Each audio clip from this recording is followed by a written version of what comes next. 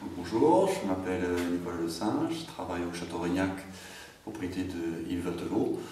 sur Saint-Louès, en appellation Bordeaux supérieur.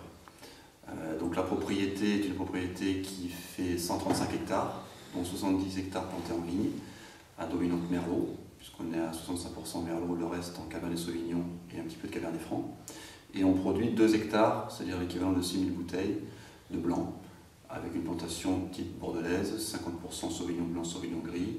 et 50% Semillon. Actuellement sur la propriété, nous produisons donc 4 types de vins.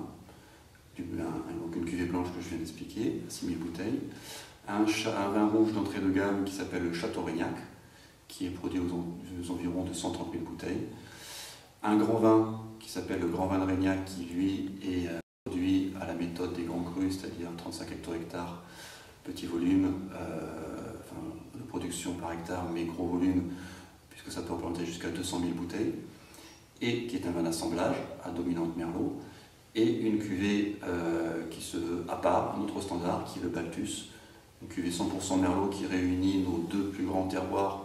puisque nous avons un terroir graveleux et un terroir argileux, pour l'équivalent de 6 000 à 10 000 bouteilles.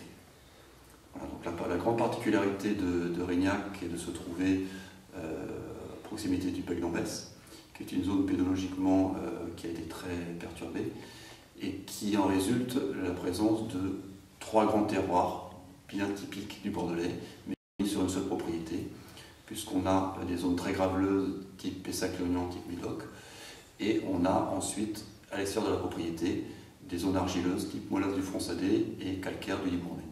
Donc qui permet d'avoir des terroirs très complémentaires et d'avoir toujours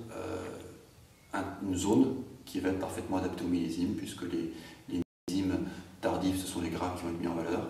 et les millésimes secs en été ou humides en période de vendange, c'est plutôt les argiles qui vont mieux résister, mieux tenir.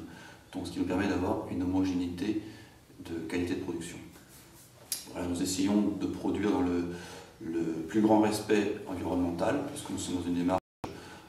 ISO 14000 par l'intermédiaire du SME qui est monté par le CIVB, avec une prise en compte de tout l'impact écologique qu'on peut avoir, avec une gestion complète de nos déchets, puisque tous nos déchets sont triés et valorisés au mieux qu'on puisse le faire par les différentes filières. Nous avons une gestion de nos effluents de traitement par Phytobac et depuis 3 ans maintenant une station de traitement d'effluents par bambou, c'est-à-dire que tous nos effluents de déchets sont retraités et valorisés par une bambouserie de 3500 m².